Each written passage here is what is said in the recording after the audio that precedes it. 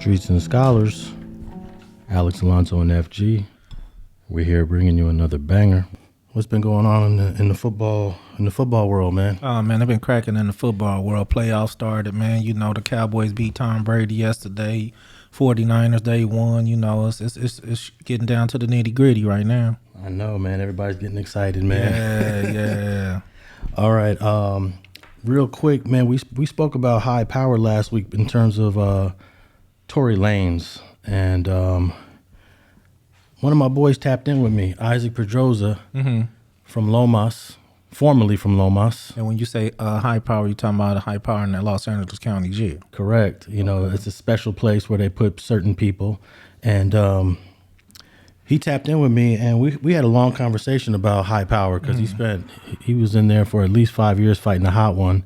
So I decided let's give him a quick call and see if he could tell us what Tory Lanez is actually going through, since he spent 5 years in that place. So let me see if we can get him on the phone real quick. Well, we ain't gonna make it specifically about Tory, but just, you know, a lot of celebrities and a lot of people, famous people, and high power dudes with high power cases go up there. So yeah, I mean, we mentioned Robert Downey, Suge was in high power, and I know bro is busy. Let's see if he taps in with us.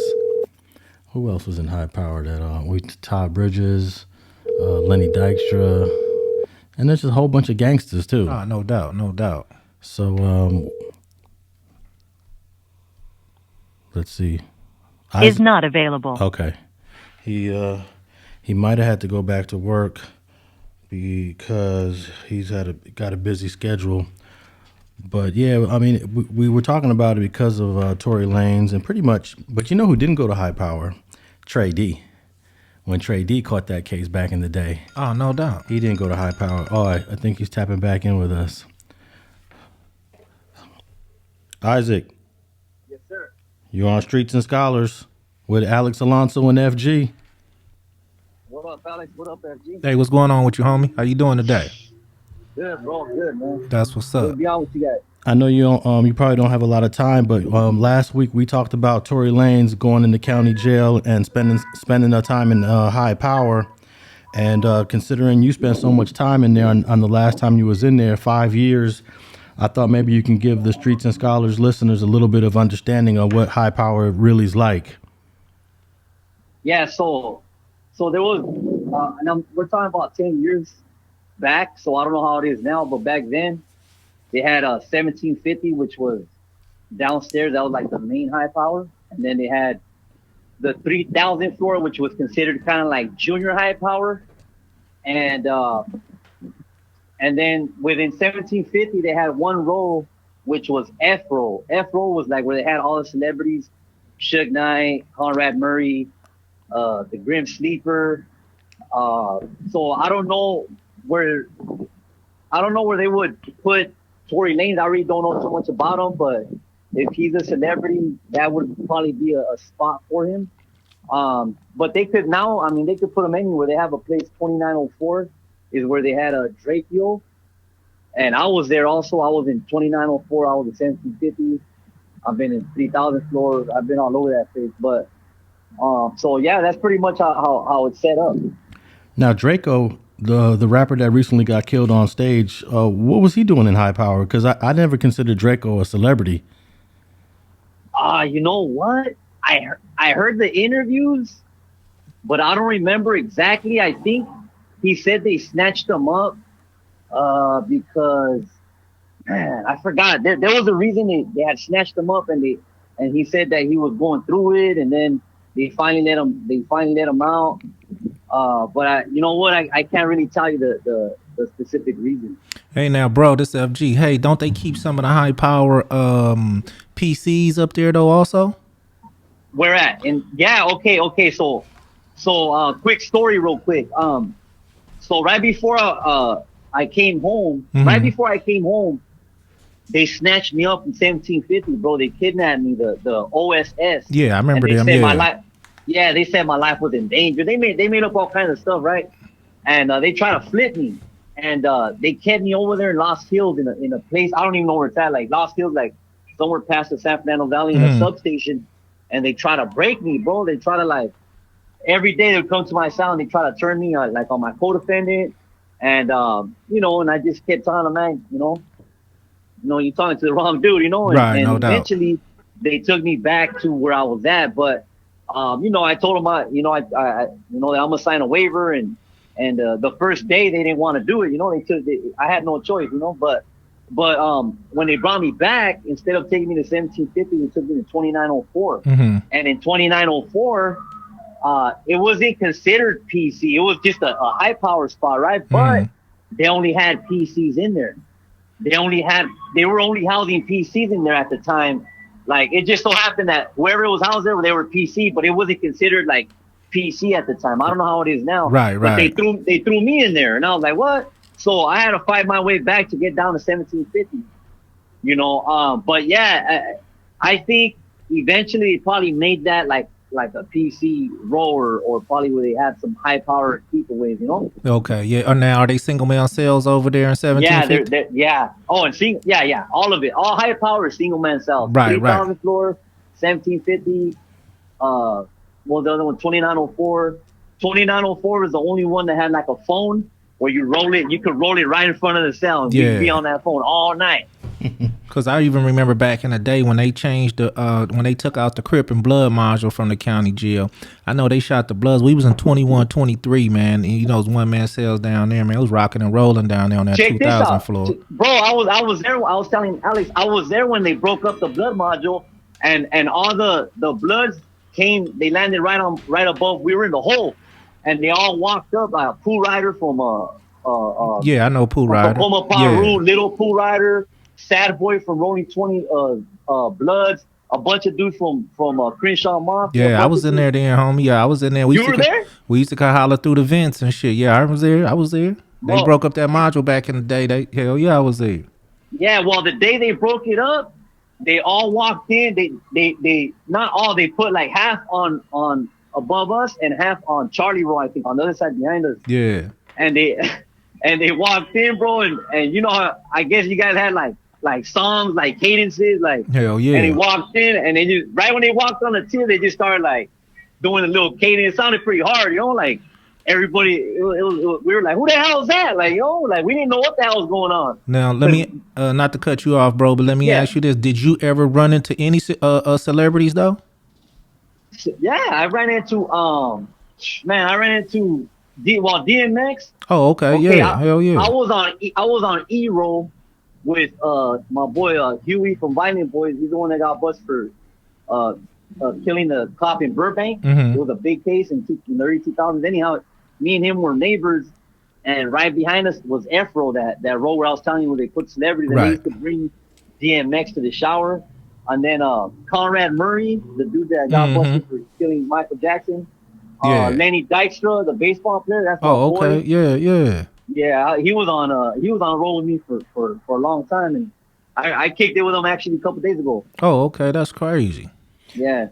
No, you said, was you in there with Suge Knight? Suge Knight, you know what? Yeah, I ended up in I don't even like even saying I was even there, man, because that place was like, I already know. I had to get out of there, but there was a time limit. Anyhow, I seen him over there. He was in. I used to see Michelle pull up with I don't know who. I don't know if it was Reggie. Right now that I hear him talk, I'm assuming it was him. But he used to go to visit. He was in a different yard, but there was a time where I ran into him, like, walking in it's like a hallway, and you know what I mean? I was I seen him like, big old dude, what's up, Suge? And he was like, what's up, little homie? And that was it. That was in '97. Okay. Well, shit, man. I'm glad you at the pad, man. I'm glad you. From what I hear, you did a lot of time, man. So I'm glad to see you still out here, on the bricks, man. Doing your thing, man. I salute that. Yeah, same to you, man. Salute to you, man. I follow you guys. You guys are the only podcast that I hear every episode. Nah, that's what's up, man. We damn sure appreciate it. Yes, sir. I know you got to probably get back to work. I just wanted to ask you real quick, man. You mentioned Grim Sleeper. You mentioned Conrad Murray, you said the guy that killed Michael Jackson. I don't think he killed Michael the guy Jackson. that got accused. I know what you meant, homie. Yeah. No, my bad. He didn't kill Michael Jackson. Hey, I won't never. Yeah, I know he did. I would never even say that, like even if young. But my bad. I think Michael Jackson killed Michael Jackson. Yeah, but you're right, man. The doctor got blamed because he was getting paid $100,000 a month by Michael Jackson. Hey, how much time did he get? What did he get? Like 3 years? Oh, okay. Conrad Murray. I think he got like something like that, like 3 years, bro. Oh, okay. He was there for a minute. Yeah. He was there for a minute. All right. My wife knows like his wife. Okay. Hey, well, like we say, man, we really appreciate you tapping in, man, giving us some more clarity on what it's like, because a lot of people kind of wanted to know, a lot of people, live through these podcasts and live through us talking, man, so we appreciate you tapping in. Yes, sir, man. It was a blessing, man. God bless you guys. All right, Isaac, I'll let you get back to work. Take care. Yes, sir. All righty. That was interesting. The Grim Sleeper. That was a dude that was up out of the A-Trays. I think he lived off of 85th and Western. He was killing black prostitutes up and down Western Avenue for 20 years. I heard about that, man. Yeah, and bullshit. I think his is the first case that they used family DNA to link him, because he didn't have a criminal record. Right. But his son caught a case years ago, and they was able to match his son's DNA was a hit.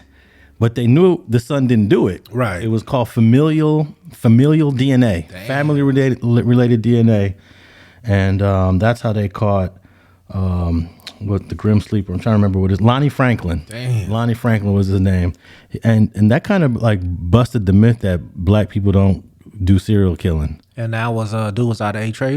Well, he ain't. Yeah, he grew up over there. I mean, he was out of there. Yeah, he was. Yeah. All the A-Trays knew him because he was a mechanic. Yeah. Oh, okay. So he fixed. He was a mechanic for the police too. Yeah. For the LAPD. Yeah. LAPD mechanic was killing all those people. That's crazy. So yeah, they had him on High Power along with Suge Knight. I didn't know DMX was in there. Did you know DMX was in the LA County Jail? I did, but I didn't know he was in High Power, because I know DMX, he jail.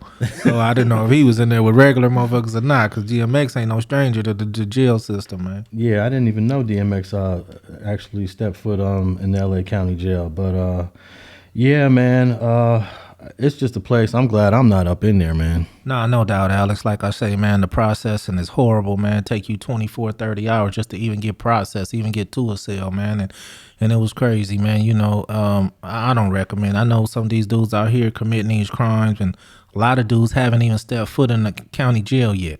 And when you get in there, bro, some of these people, Alex, are actually the ones that's gonna go for something petty first.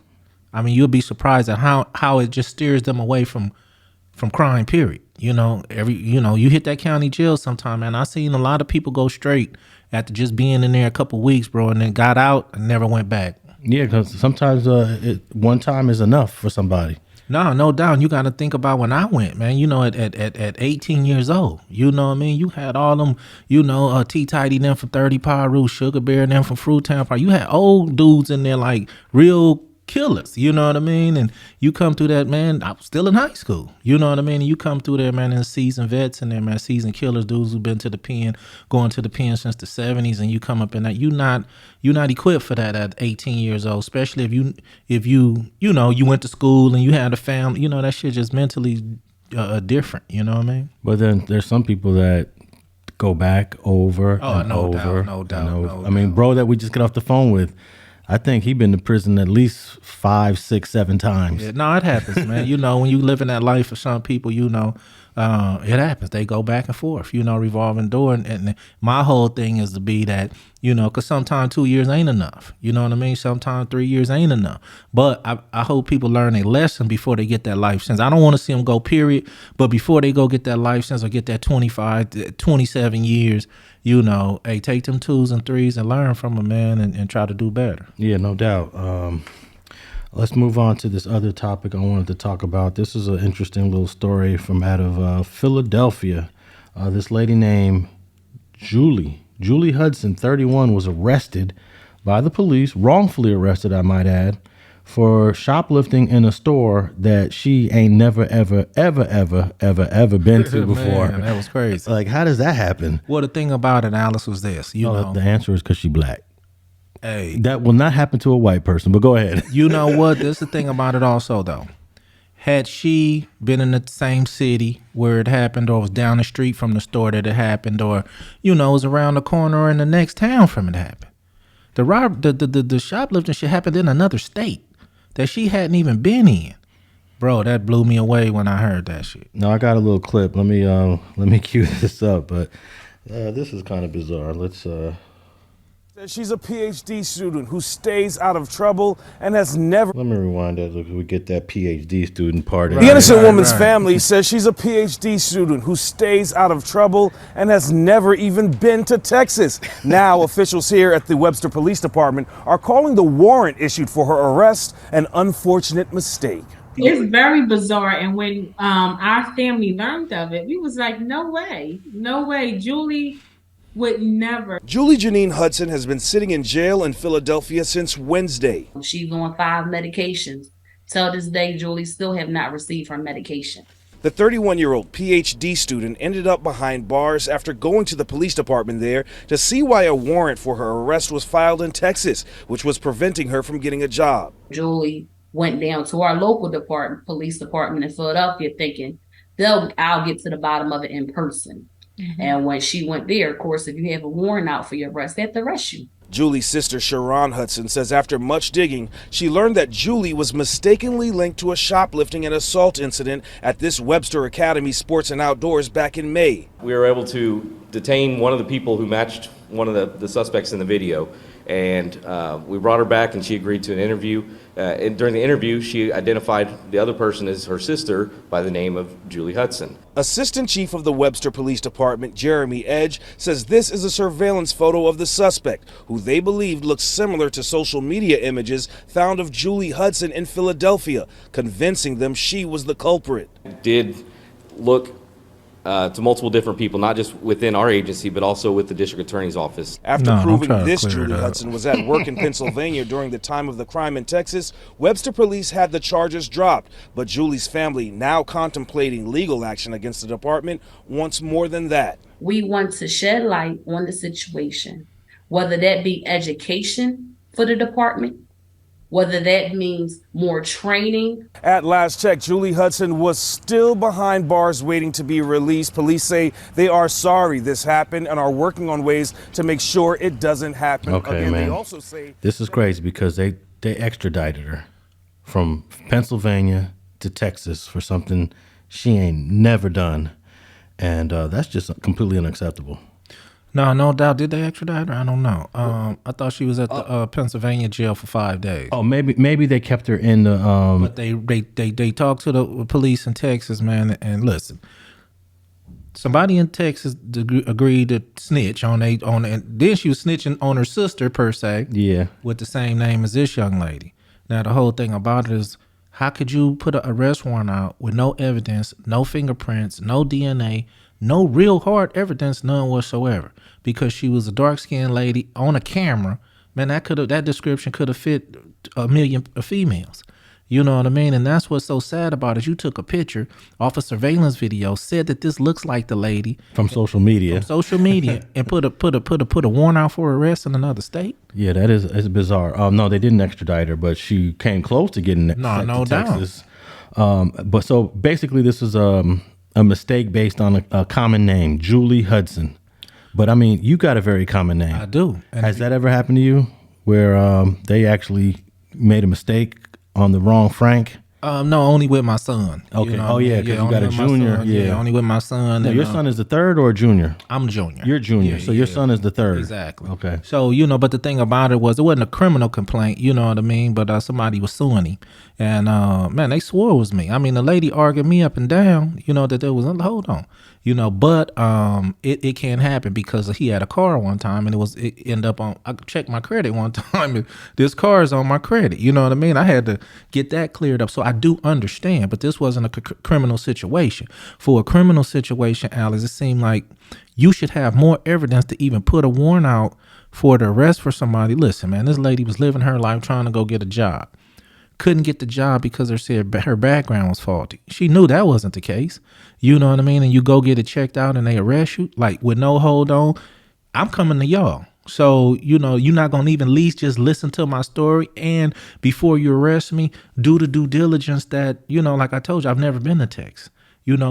Only evidence you have is a picture on social media. Yeah. Bro, both departments is wrong for that. You know what I mean? Well, it took them 6 days. They released her. She was in custody from January 5th to January 11th.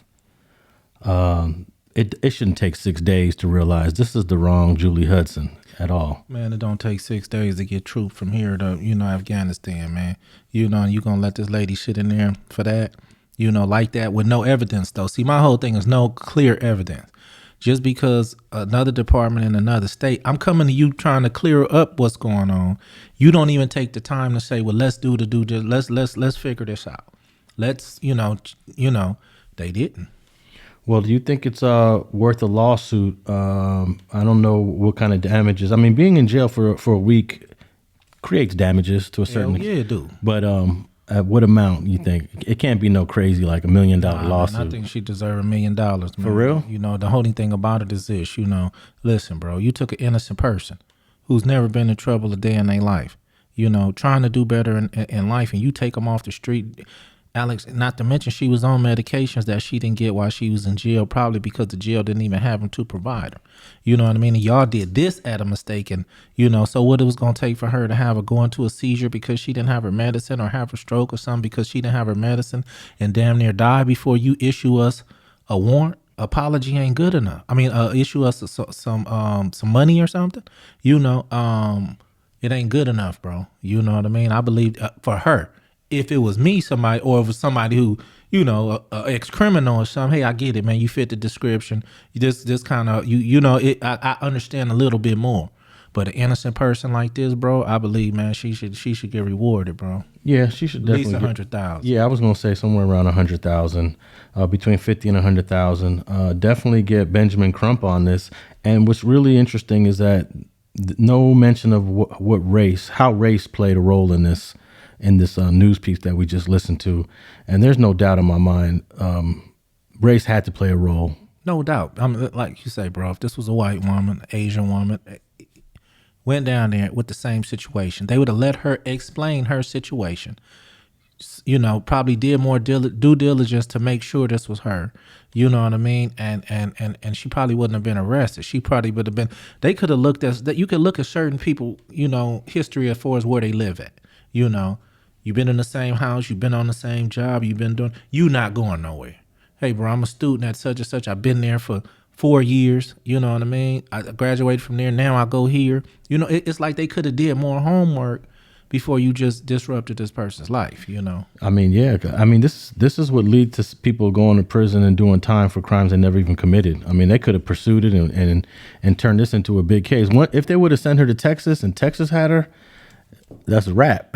Man, she'd have been on the yard by now before they figured it out. But it's fortunate that for her, she had never been to Texas before, and it's just ridiculous. Because birthdays is an easy way to distinguish between one Julie Hudson and another Julie Hudson. You said that the sister ratted her out, right? Right. Okay, so they know who she is. They could pull up her DMV in Webster, Texas, get her birthday, get her information, and just call Philly. Hey, what's the birthday on that Julie Hudson? Exactly. That's what I mean by due diligence. That takes an hour, right? They wasn't doing that. They didn't care, bro. Yeah.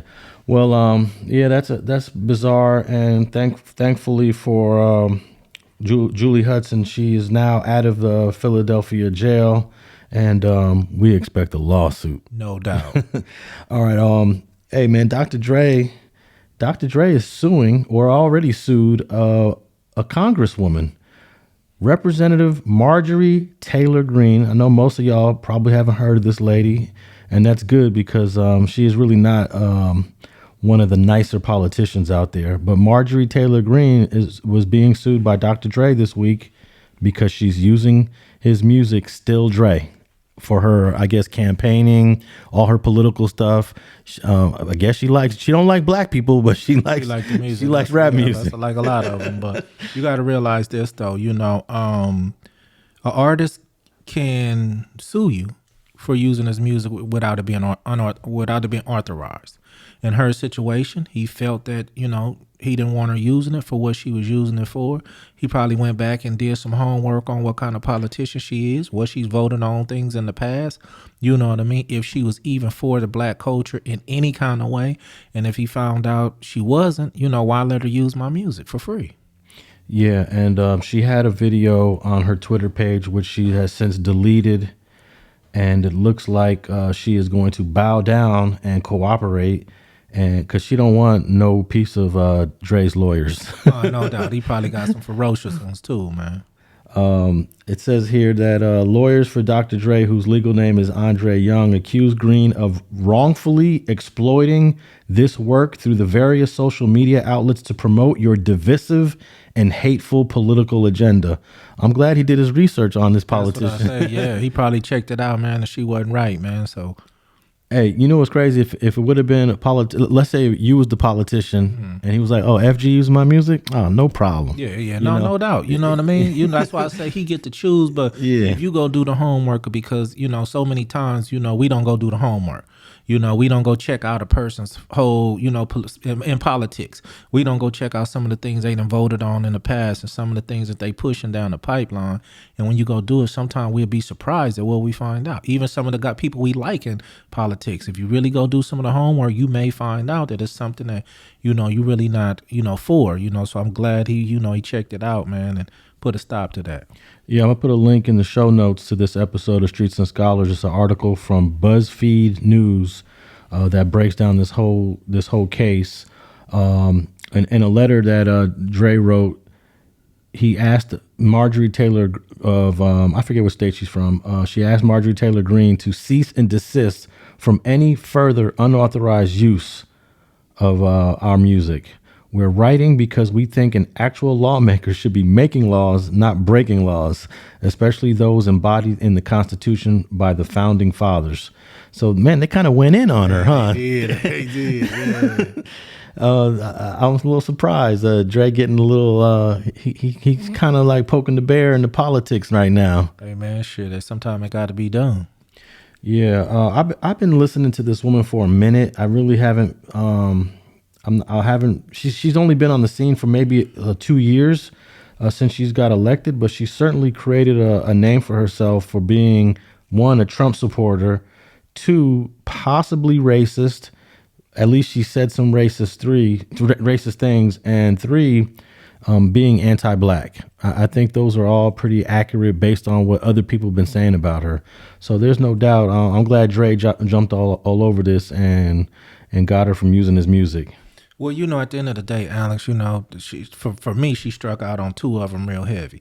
I don't care who she's supporting and her political views, but when you get to talk about the racist party, you get to talk about anti-black, we got to pay attention to those things like real clear, you know. And it could be some people out there, like I said, that supported her because she did the song and dance in their town, you know, when she come through the campaign. But like you say, man, she ain't for us. No, she's not. And she was, I believe she was elected back in 2019 or 2020. So congratulations to Dr. Dre for putting this politician in her place. I hope that now he don't get some unwarranted investigations on his life now, because, you know, these Congress people, they got power. No doubt. And but at the same time, man, you know, I think, you know, she got to deal with them lawyers. So, and he got enough money to do it. So she may just leave it alone. Okay, for sure.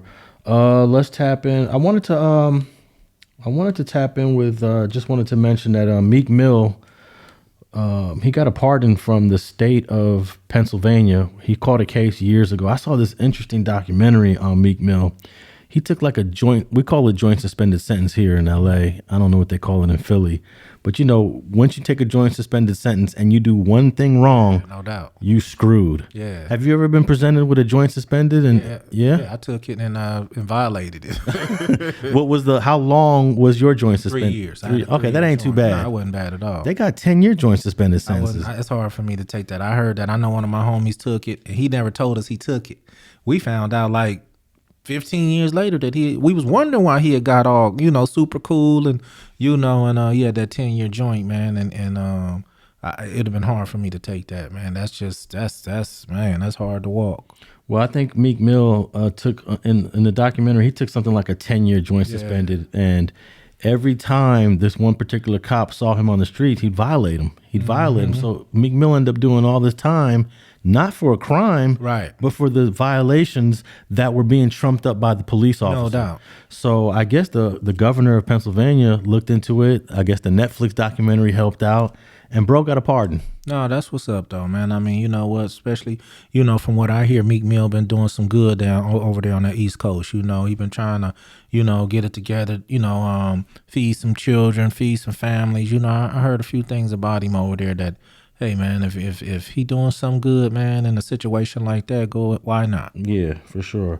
So, but 3 years ain't a bad joint suspended sentence to take. How come you couldn't get beyond that 3 year period before you violated it? Oh, I was in the streets, man, and I actually, like I say, I can't even say I tried, bro. You know what I mean? I was young, 19, 18, and it just didn't work out, man. Yeah, I think my boy Conejo from Harpies, I think he took like a 15-year joint suspended sentence. Yeah. Well, it's two ways to look at it, though. You know, if you fighting a hell of a case, man, and they come with something like that, you know, and the deal is 20 or the deal is 9, but we'll give you this 15-year joint. You either come home today, man, or go do this 8, you know, or go do this 9. It's hard to not go home today. You feel me? Because we looking at right now. So I could go to jail today for 8, or I could go home for 9 and go home today and try my hand. Some people really can get out the way, go get them a female, get them a job, and just get out the way. You know what I mean? It's possible, Alex. You know, some people can't. Yeah, man.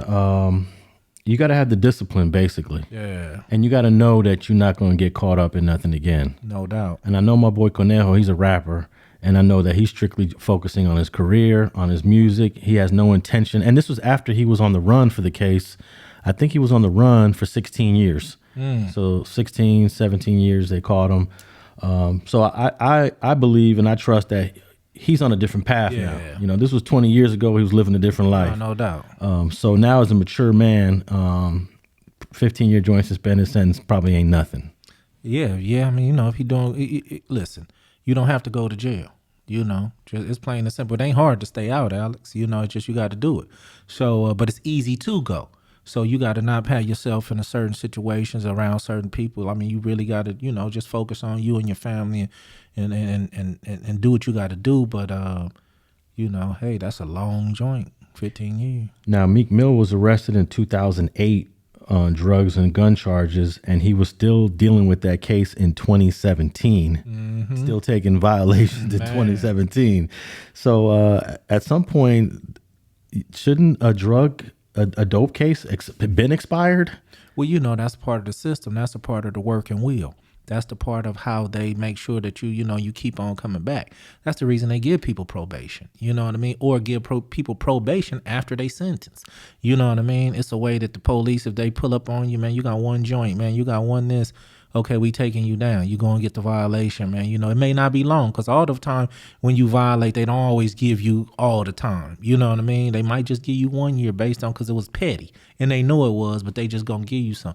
Bro, these years off your life that you using just because a cop didn't like you or didn't feel you should be on the streets, or, you know, you really were just out there in certain areas you shouldn't have been in, you know. So definitely a crazy situation. You know, that's how Harry O got out of prison on a pardon. Is that right? But because this was a federal case, pardon had to come from the president. Pardon had to come from the president. My homeboy Greedy from San Bernardino, I did on FGUnleashed. I sit down and talk to him about a few topics. Actually showed his presidential pardon from Obama. He got his just in 2020. Greedy been home. It had to be before 2016, right? Because Obama was in office from 2008 to 2016. Was it 16? Has it been that long? Yeah, he got his from Obama. And I brought the actual letter. I got it on my phone, took a picture of it, you know, the envelope from the presidency and everything. So he caught a federal case back in the day? He was in the feds with me. Oh, okay. He was in the feds with me, and I came home. So how did he get on Obama's radar to get the pardon? Man, you go to FGUnleashed, check out the video. I got the whole video there. But he said he didn't. I said, did you fill out any extra form? He said, I didn't do nothing, bro. He said an attorney guided him and said, hey, man, we might can get you to, you know, he like, yeah, okay, So he wasn't even looking for it. He wasn't even looking for it, yeah. Was he already released or he was in custody No, still? he probably would have just been getting out. He had about 15, 16 years. Man, that's crazy. Yeah, and I got, like I said, I got the photos of the letter from the president, from the White House, the envelope. And so when did you interview Greedy? This was on FGUnleashed a few months ago. Okay. Yeah. I might have missed that one. Yeah, a few months ago. Yeah, we on there out of San Bernardino. And but I was happy for him to come home. He brought his paperwork like we was in jail, you know. He still got that. He brought his paperwork, you know, and I'm like, and I heard the story, I heard what he said, but until I seen that presidential seal, till I read this letter, till I seen this envelope from the White House, it's like I re-looked. I didn't think he was bullshitting, but I just looked at him like, damn, bro, you know what I mean? And he was like, yeah, and he talked big shit about it too. He think Obama, you know, he love him for that, but I would too, shit. So I always thought you had to pay money to get a pardon or be a political donor to the campaign, like to be donating to Obama's campaign or something. But he just got it. Yeah, no doubt.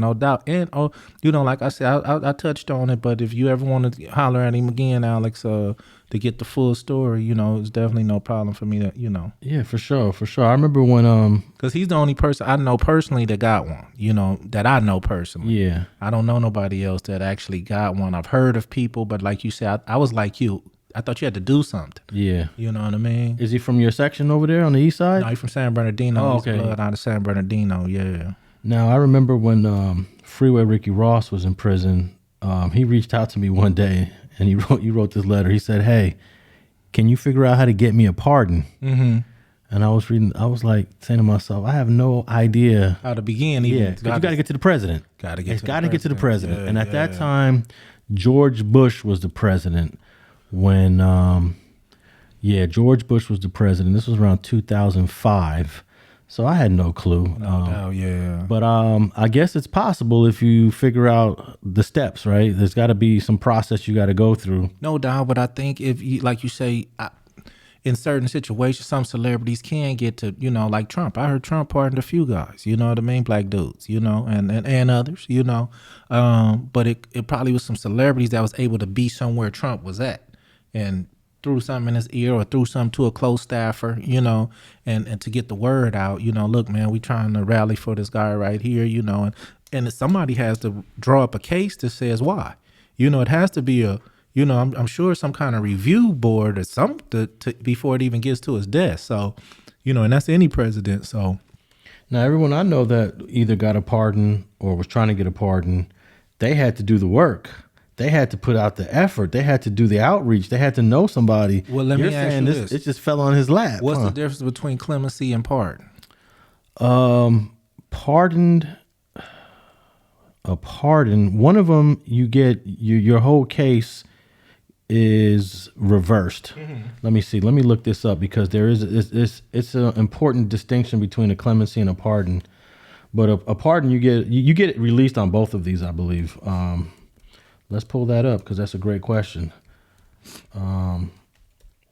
Clemency versus pardon. Oh man, did my internet just go down? He got it. Let me read it. And if you blow this up, this is from the United States Department of Justice, right? They say, I hereby certify that the attached document is true and accurate copy of the warrant signed by President Barack Obama May 5th, 2016, granting executive clemency to Jerome Lee Menifee. So it was 16 and it was a clemency. So got the White House letterhead, got the official White House seal, and from the Department of Justice. So yeah, it was a clemency. Okay, a clemency is the process by which a governor, president, may reduce a defendant's sentence or grant a pardon. So there is some overlap between the meaning of clemency and pardon. Okay. But regardless of what it is, you still have to No doubt. No do the doubt, outreach. No doubt. The way you saying it, he just happened to come up. Yeah. He say somebody reached out to him like an attorney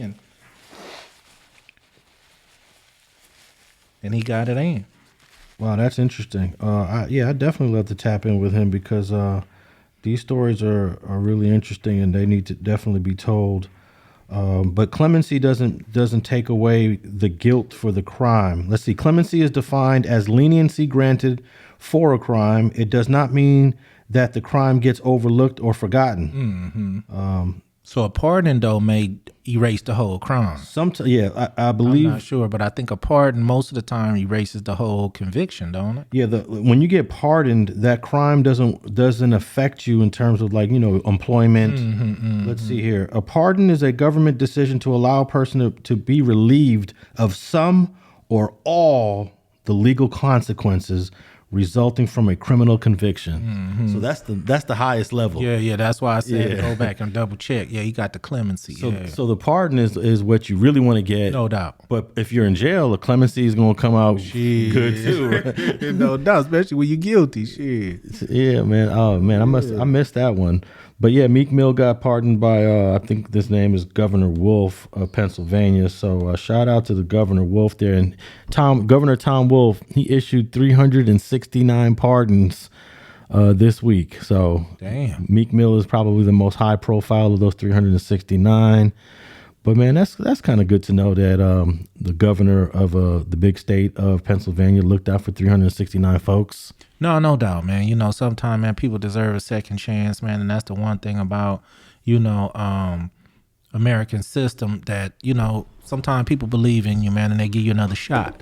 Now the thing I say that when people do, even just like the homie, man, you got a second chance, man. You came home 5, 6, 7 years earlier than you should have, and what he did was he went and got him a job, man. He's doing so good right now, got his own pad. He, driving cool car. I mean, he doing good, bro. So those are the things I like to see. Once you do get that, that pardon, that clemency, that second chance, man, get back out here and make it count. Definitely, man. Congratulations to the homeboy from San Bernardino and to Meek Mill. Because now Meek Mill don't have that.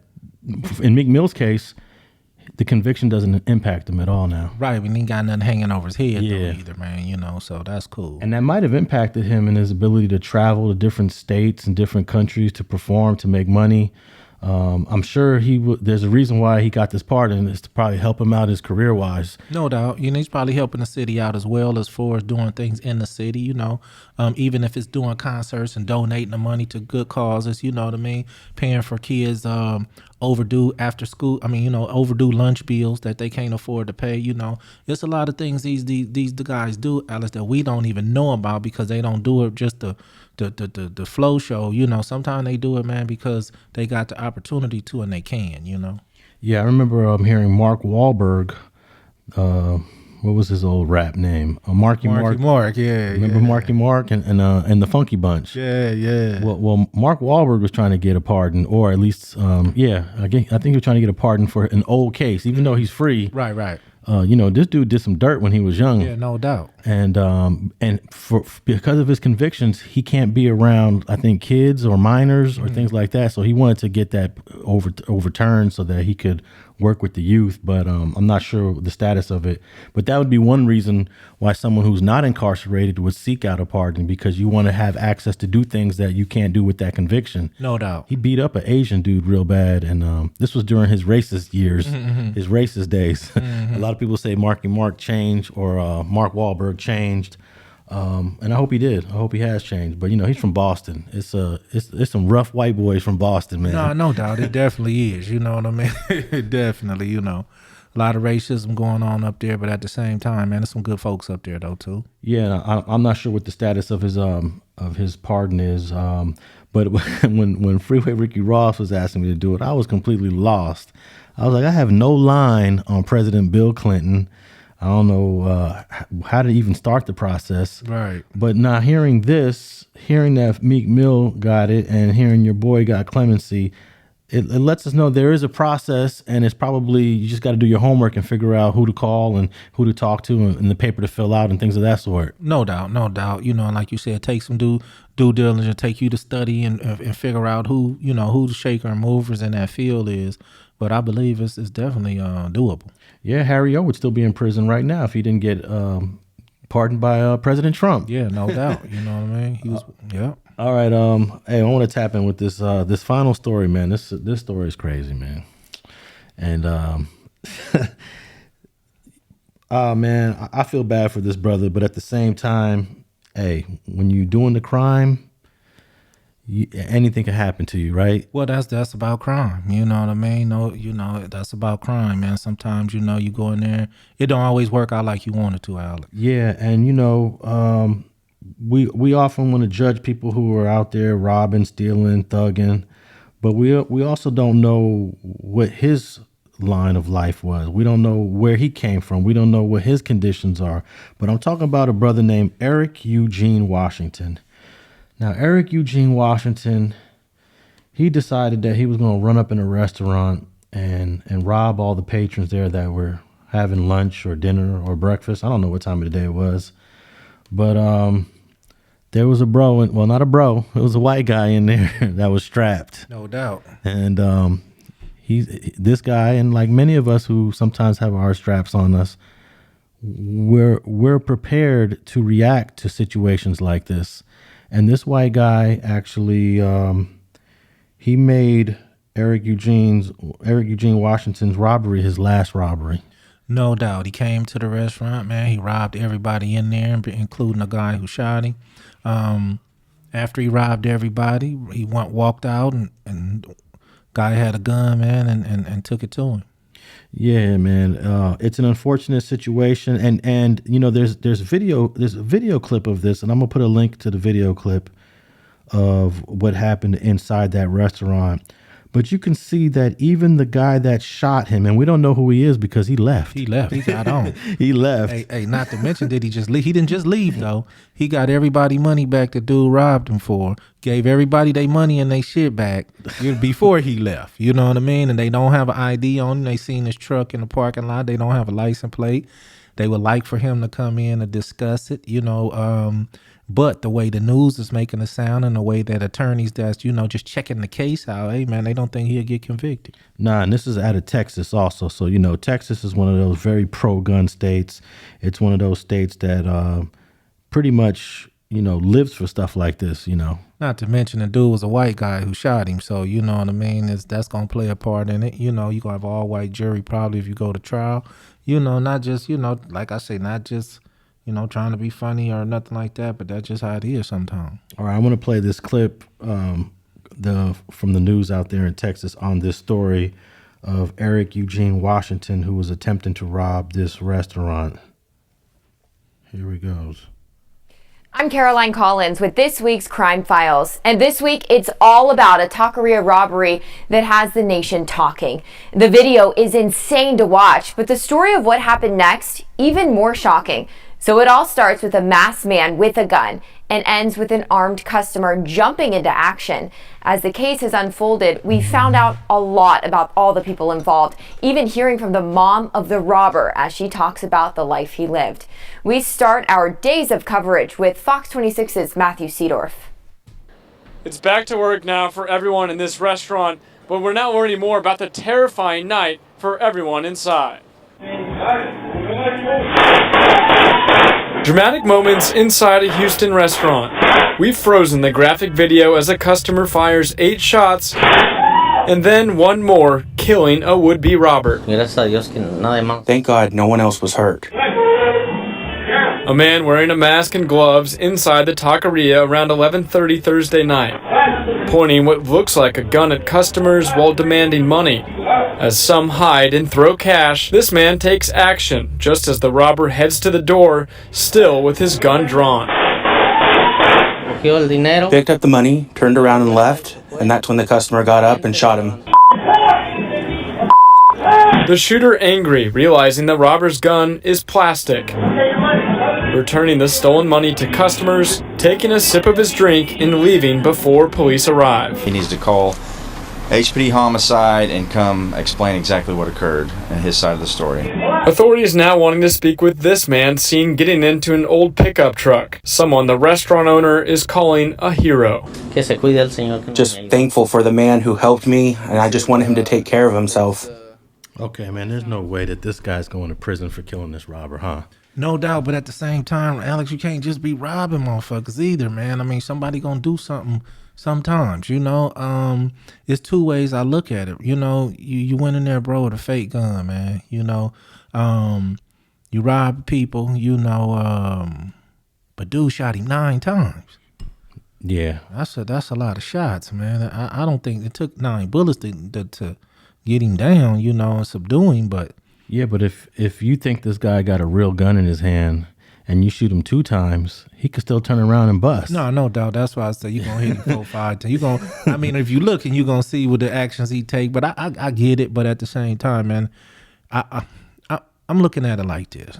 For the people out there that is robbing, you know, because just because we don't do it, that don't mean people not. You know, that's what I need our listeners to understand. Just because we not into something don't mean that life's not going on out there. So for the people that is robbing out there, bro, you know, it ain't always just a cakewalk. You know, sometimes you're going to run into some resistance, you know, and this dude ran into some resistance, lost his life, you know, paid the ultimate price. And I know people going, you know, bash me for this one. I don't care, but he lost his life for some crumbs, man. Yeah. Went in there for some crumbs, Alex, you know, and you didn't go to no high power robbery. I don't think none of it's worth your life, but you know, man, what are you going to get out of a Waffle House, out of a Denny's, out of a, you know, IHOP? What is you going to get, bro? You know, so people don't even carry cash like that on them no more. You know what I mean? And, yeah. and you lost your life behind it, man. Like I said, we don't know the details of his life, you know, but it's tragic that, you know, he has life no more. Yeah, man. Eric Eugene Washington was 30 years old. This happened in the great city of Houston. And it's just tragic. Now, the mom of Eric Eugene Washington, she's pissed. She said what you kind of said. Why did the man have to shoot my son 9 times? Just shoot him a couple times and put him down. But I don't think that's really realistic. I mean, if you have a gun in your hand, at that point, anything goes. No doubt, and I would have dumped on him too. I can't say I wouldn't have, but that's the thing. That's the situation. I'm in California as well. It's a no-win situation in California when you shoot a man in the back. You know, unfortunately, you know, the way these laws are set up in California, man, it's almost like it's more laws for the criminal than it is for the, you know, the man that's not one. You know, because if somebody break into your house and you wake up and they're in your house, if they running out and you shoot them in the back, bro, they gonna hold you accountable for that. You know, so I can't protect my home. Oh no, he was running out. You got to shoot him in the chest. He got to be trying to harm you in order for you to shoot him. That's some bullshit. You know what I mean? As long as y'all should be able to prove that my door was kicked in or my window was broken and they got in, it should be enough for me to knock him down in my house. You know, so but that's Texas. You know, Texas don't have them same kind of laws. Texas have self-defense laws that, you know, and this man definitely could fall under the self-defense category, you know, but like I said, just tragic that this dude had to lose his life over a fake gun and a petty robbery. Yeah, I think that if you did this in California exactly the same way, I don't think you'll get charged. Shit. I know that some of the prosecutors here are a little bit more aggressive when it comes to gun violence, but I mean, your argument is this guy had a gun, this guy was robbing people. I was here with my family. I tried to pull it out earlier when he first walked in, but then he turned around and I waited till an opportunity to pull it out. And the best time to pull it out is when his back was facing me. And I had to save my life, whoever was with him in that booth and the patrons in the restaurant. How are you going to lose that argument? All day long, Alex, because what they're going to say, bro, is he was fleeing the situation, you know. So he was fleeing the situation, but he could have went out in the parking lot and robbed more people. No, he could have, but I'm telling you, man, California, you don't get me wrong, you know case law as well. You know what I mean? But I'm going to sit here and argue with you all night and say that they're going to say that this guy was fleeing a situation. There was no reason for him to be shot in the back. You know, no reason for you to shoot this man. You should have let him go at the robbery and let the police deal with the robbery. Man, that's the bullshit they going to tell us, you know? But then again, it all depends. If you saying, I noticed what you said. You said the exact same situation. It may happen like that in the exact same situation where the shooter is one person or one color and the robber is another one. You know what I mean? Because let's man, and I hate to go race. You know what I mean? But if the robber was white and the shooter was black, you know, I can't say we're down in Texas, but in California, bro, you're gonna have a situation on your hands. Whether you get out of it or not, you're gonna have a situation on your hands, man. Yeah, I agree. California prosecutors are more aggressive, and I'd love to tap in with maybe a former DA who might want to chime in on this. Yeah, please do. I'd love to know, would Jackie Lacey prosecute this man? Would Gil Garcetti prosecute this man?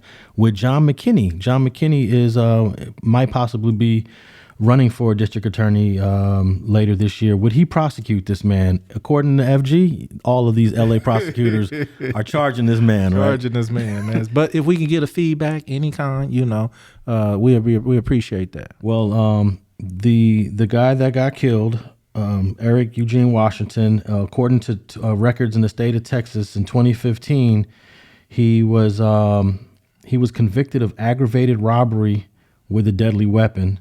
And he was sentenced to 15 years in connection to a shooting death of a business owner, a 62-year-old Hamid Warwick. If this happened in 2015, I don't know, how is he out already? This is the robber. Yeah, the robber. Oh, wow. This is the robber had an extensive criminal history. Yeah, I didn't know that. He has a aggravated robbery with a deadly weapon, and he also has he was connected to a death, a shooting death, of a guy named Hamid Warwick, 62-year-old. This is according to Fox 26 News out in Houston. This is all preliminary information. So, you know, even though this is coming off of a legitimate news website, they could be wrong. But, you know, the mom is over here lobbying for her son. And the question is it really self-defense? ? Well, this is the thing about it, man. With you giving me and arming me with that information that you just said. No, but that information is irrelevant because when you're sitting in that booth, you don't know this guy just got out of prison for armed robbery. You don't know he's connected to a killing. So all of that stuff is just after the fact information we learn. Well, once you go to trial, is after the fact. You know, the shooter. You know, for him, once he's getting prosecuted, the prosecution comes after the fact. So with them knowing that this guy have this kind of extensive record and a death was linked to a crime that he committed, they may look at this dude as a person who cleaned up the streets, and they may not convict him. You feel what I mean? So all this certain shit plays a part, you know, and how they judge these prosecutions. But I think if that was to be tried in a California court, they would rule that information cannot come into the case because it's irrelevant. You know what I mean? I got what you're saying. It might not come into a case as far as you have a jury trial, but I'm even talking about for them to even say if we're going to prosecute the case or not. Because if you're the defense attorney for this man, you're going to say, we want to bring up this whole guy's record, right? No doubt. Yeah. The prosecution's going to say, Your Honor, this stuff it's inadmissible. Yeah. It's inadmissible because this man never met this guy before, didn't know his criminal history. He shot him just because of what was happening in that store. No, you got a point there. You got a point there, but at the same time, man, you know, hey, look, like you said, if you can get somebody to tap in with their thoughts on how the judicial system might handle this in California, Los Angeles County, hey man, we appreciate that. It says here that Washington served 7 years in prison, but was released on parole in December. Oh, he just came. He just got out. Yeah, he learned his lesson. So he's on parole. He was on parole when this whole thing went down. This is the shit I was just talking about earlier about getting that second chance. You know, getting that chance to, you know, come out and do something different, and he did the total opposite. And it actually says he got arrested for domestic violence. He was charged with assaulting his common law wife, and he was out on bond for that. So, yeah, he was gonna get it sooner or later. If he's active. With that behavior, he was gonna run into a situation. Now, if you're the man in that truck, what do you do? And you're watching this on TV. And you're like, oh shit, they got me on TV. What do you do? Shit, they ain't got my plates, man. Nobody can identify me where I was at by name. And I don't know, man. They might just have to find me, bro. They probably got his name by now. Well, just the thing about it, when he picked up that dude gun and threw it, his fingerprints can be on that gun. His fingerprints can be, like you said, on a coffee mug, on a plate, on a fork. So by now they probably got his whole name. By now they probably done already been to his little house and everything. But with all that, all he got to say, man, is he was, hey, man, he was scared to come forward, because after even he realized that it was a fake gun, man, you could see he was pissed. Yeah, he was. Yeah, he was pissed. So that goes to show that, man, it really kind of goes to show like he has some compassion. Like, damn, I killed the guy with a fake gun. Yeah. So that could play a part in his defense, But we definitely gonna keep an eye on this case, man. And but I just think in California they still will prosecute him. I bet you this man is in his living room right now, smoking a cigarette, watching himself on TV saying, I ain't going nowhere. Shit. And he's just chilling. Hey. Here's a quote from his mom. I don't hate him, referring to the shooter. We don't know who he is. He's unidentified. I don't hate him. I can't hate him. But I want to know why. Why didn't you just stop? And I guess she's referring to the 9 shots. Right. I understand. Mom is gonna feel the way she's gonna feel. There's nothing you can say to her. Yeah, but people also know their kids, man. She knew he was active. She knew he was what he was about. She probably prayed every night that he was watched over and something like this didn't happen to him. But at the end of the day, man, I think even some people, when it does, the pain ain't going nowhere. But the understanding that my son was active is still there. Listen to this last quote by the mom. She says, if you had to kill him, I can deal with that. I can come to grips with that. He did something wrong. I understand that. But for him to be shot 4 times in the back leaving, and when he falls down, he shoots him 4 more times, you abused him. He was dead already, and that hurt, and that hurts. Well, check this out. I got a homie named Bandit from Cross Atlantic. Bandit was at the same gas station that Buntry got killed at. So Bandit had a situation where some dudes rolled up on him and jumped out on him. You know what I mean? Where you from? Bandit told him to cross Atlantic. They pulled out the gun and blasted him. Bandit took the gun from him, wrestled on the ground, took the gun from him, shot dude in the head. Shot dude again in the head. And so they gave Bandit, I think Bandit got like 7-8 years for that. So Bandit says he was on parole, but Bandit say, hold on, this self-defense. The video shows they had the whole video from the same Shell gas station. Like I say, Buntry got killed. That's why they closed that Shell gas station actually too. Too many people getting killed right there. So Bandit like, hold on, man, this dude shot me. We wrestled for this self-defense. They said if you would have shot him once, it would have been self-defense. But when you shot him the second time, it was overkill. And they gave him like 8 years for that, man. Man, that's crazy. Is he home now? Yeah, matter of fact, Bandit then went back, became home. He just got back. Bandit active still. Just talked to him today. He's trying to get a job and things of that nature. But yeah, that happened to him because of this overkill. So just what you said, my whole point is just what you said. That's what the prosecutors will come with, the same thing.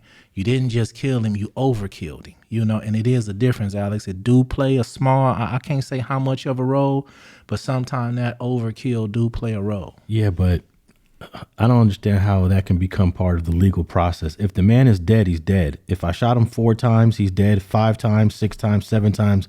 Does it really matter? I agree with you. I agree with you. So why does that come into the legal process now? Oh, if you would have just shot him 4 times, we wouldn't charge you. But you shot him 8 times, you're going to prison. No doubt. He's dead regardless. Yeah. So why punish me?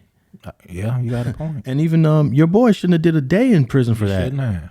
It was their gun, right? Yeah, it was their gun. And I'm thinking in this sometimes where you can't afford that high power attorney. You know what I mean? You don't have certain elements that go in there and fight for you. You working with the public defender's office. Not saying that they can't do a great job, but at the same time, if that real attorney, sometimes plays a part. They might have could have got that, but he took the 8. They forced it down his throat actually, but he had to ride with it, bro, and he went and did it.